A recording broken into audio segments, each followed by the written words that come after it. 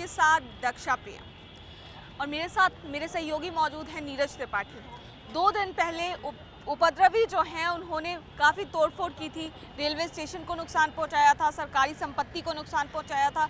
छात्र आक्रोश में थे, अग्निपथ योजना के खिलाफ प्रदर्शन कर रहे थे। प्रदर्शन देखने को मिल रहा था बिहार के कई ज़िलों में, सबसे ज़्यादा इसका प्रभाव बिहार में देखने को मिला। तो आज हम इसी को लेकर के यहाँ पटना रेलवे स्टेशन पर मौजूद हैं। आइए बात करें।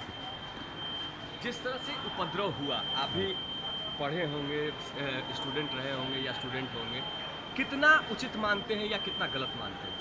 उपद्रव तो बहुत गलत हुआ है सर। सरकारी संपत्ति को नुकसान पहुंचाया गया, ये तो बहुत पब्लिक दुखी है। इससे आने जाने के लिए बहुत दिक्कत हो रही है, समस्याओं का सामना करना पड़ रहा है। कुछ और युवा है, हम उनसे बात करते हैं।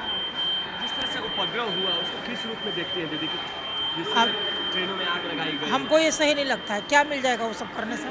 सरकारी संपत्ति को नुकसान पहुंचाया गया, कहीं ना कहीं उसे तो हमें आपके पॉकेट से ही सरकार चुकाएगी। हाँ, और अब कैसे क्या चुकाएगा वो तो बात की बात है। स्टूडेंट है हम हाँ, लेकिन दिक्कत तो सबको हुआ है। आप भी पढ़ाई पढ़ते हैं, छात्रों ने कहा जा रहा है कि छात्रों ने जिस तरह से उपद्रव मचाया उसे किस रूप में देखते हैं? नहीं, ये ठीक चीज़ नहीं था। अगर आपको कुछ करना है तो आप शांति से करिए। प्रोटेस्ट का मतलब ये थोड़ी होता है कि सारा ज़िंदगी में जहाँ आग लगा देंगे, सब जगह बर्बाद कर देंगे। इसका कोई नियम नहीं है ये कोई। आप भी पढ़ाई लिखाई करते हैं, अकाउंट्स की भी पढ़ाई आपने की होगी। जो सरकारी संपत्ति में नुकसान लगाया गया है, हाँ, उसको कहीं ना कहीं उसका जो पूर्ति है उसे तो हमारे आपके टैक्स से ही वसूला जाएगा। तो आखिर कहीं ना कहीं नुकसान तो हमारा ही, नुकसान तो हमारा ही है। किसका नुकसान है? कल पेपर है, हम लोग को जैसे तैसे जाना पड़ रहा है। हाँ, कल का ट्रेन हम लोग का कैंसिल हो गया। अब आज हम लोग जैसे तैसे निकल रहे, कल एक पेपर है। अब भारत बंद है तो पता नहीं होगा कि नहीं होगा, ये तो नहीं मालूम है, लेकिन जाना तो पड़ेगा ही, जैसे भी जाइए। परेशानियों का सामना करना पड़ रहा हाँ, और क्या, ये भी कोई बताने का बात है? किस तरह की परेशानियों का सामना करना पड़ रहा है आप देख सकते हैं। इनका पेपर, ट्रेन का पता लगाने आए। हाँ जी। क्या, कहाँ जाना है? हमने जाना मधेपुरा, सहरसा। कितनी समस्या हो रही है? समस्या बहुत है, परसों से बैठे हैं। परसों से बैठे हैं? हाँ। यहाँ खाने पीने का तो इंतजाम कोई व्यवस्था नहीं है। पर भाई रेलवे कहा जा रहा है कि फूड पैकेजिंग पटना जंक्शन पे तो कहा जा रहा है कि फूड पैकेट दिए जा रहा है, कुछ नहीं मिल रहा है जी। तो देखिए तस्वीरें सामने, क्योंकि ये पब्लिक कुछ नहीं मिल रहा है। बस वाले भी एक का दो ले रहे हैं। कहाँ जाना है? सर, हम आनंद विहार से आ रहे हैं और जाना है कटिहार। फंस गए? नहीं, ट्रेन से जा रहे थे तो इलाहाबाद से टिकट कटा के हम तो यहाँ तक चले आए। आनंद विहार से टिकट कटाए इलाहाबाद तक, इलाहाबाद से टिकट कटा के यहाँ तक आए। यहाँ से कोई ट्रेन नहीं मिल रहा है। क्या कहा जा रहा है? पूछताछ यहाँ से पूछताछ में पूछ रहे, कहता कोई ट्रेन नहीं है। फिर हम बोले कि टिकट कैंसिल करवाएंगे, तो टिकट कैंसिल करवाने के लिए गए तो बोलता है नहीं होगा टिकट कैंसिल। भाई टिकट कैंसिल कर तो पूरा पैसा रेलवे लौटाने नहीं दे रहा है, लौटा रही है। देखिए नहीं दे रहा है ना, हम लोग के पास पैसे वैसे भी नहीं है। देखिए कल के अखबारों में हमने पढ़ा था कि रेलवे ने दावा किया है कि इस उपद्रव में जिन यात्रियों को समस्याएं हुई हैं, उनकी ट्रेनें छूटी हैं, उनके पैसे रिटर्न करवाए जा रहे हैं। आपके पैसे रिटर्न नहीं। अभी वहाँ से घूम के आए हैं, वहाँ ऊपर में गए तो नीचे जाओ, नीचे आए 3 नंबर में वहाँ पूछे, बोलता है कि आगे पूछ पाए। उनकी टिकट संख्या है, UCC नंबर है, उसे भी हम आपको बता दे रहे हैं कि भविष्य में रेलवे प्रशासन ये कहे कि ये टिकट फर्जी था। इसका UCC नंबर 47583912 है। इसके आधार पर भी आप चेक कर सकते हैं कि यह यात्री जो कह रहा है वो सच है या नहीं। दावे तो किए जा रहे हैं कि पटना स्टेशन पर जो यात्री फंसे हुए हैं उसे मुकम्मल सहायता दी जा रही है, उसे मुकम्मल सुविधा दी जा रही है। फूड पैकेट्स मिला है आपको? खाना, टिकट्स के कब से फंसे हैं आप? एक्चुअली सर 3 दिन हो गए हम यहाँ पे खाना हैं। मिल रहा है यहाँ? खाना तो एक्चुअली मिल नहीं रहा है, लेकिन हम बाहर जा कर के जो है अपने पैसे से हमें खाना पड़ रहा है। और किस तरह की सुविधा है यहाँ? सुविधा तो सर, रेलवे तो दावा कर रहा है कि जो फंसे हुए यात्री हैं उसको मुकम्मल सुविधाएं दी जा रही है। मुकम्मल सुविधा यहाँ पे क्या है, जैसा कि अभी आप देख ही रहे हैं, हम लोग दर बदर इधर भटक रहे हैं। मजबूरी में हमें गेस्ट हाउस लेकर के वहाँ पे हमें रहना पड़ रहा है। और हमने 3 ट्रेनें कैंसिल हुई। हमने ट्रेनें टिकट दिल्ली का भी लिया था, वो भी कैंसिल हो गए। फिर से जो है यहाँ पे रुक करके फिर से मैंने एक टिकट कराया, फिर जो है कल एक ट्रेन कैंसिल हो गया। तो हालांकि हमने टिकट कैंसिल कराया तो रिफ़ंड हमें मिल गया है। इस उपद्रव को किस तरह से देखते हैं? सर, जहाँ तक कि ये जो उपद्रव हो रहा है और आगजनी हो रहा है, कहीं ना कहीं ये हमारा ही नुकसान है और आपका ही है। और गवर्नमेंट अपने तरफ से थोड़ी बढ़ेगा, वो लॉस तो सहेगा नहीं, कहीं ना कहीं हमारे और आपके जेब से ही निकालेगा और इसे पूरा करेगा।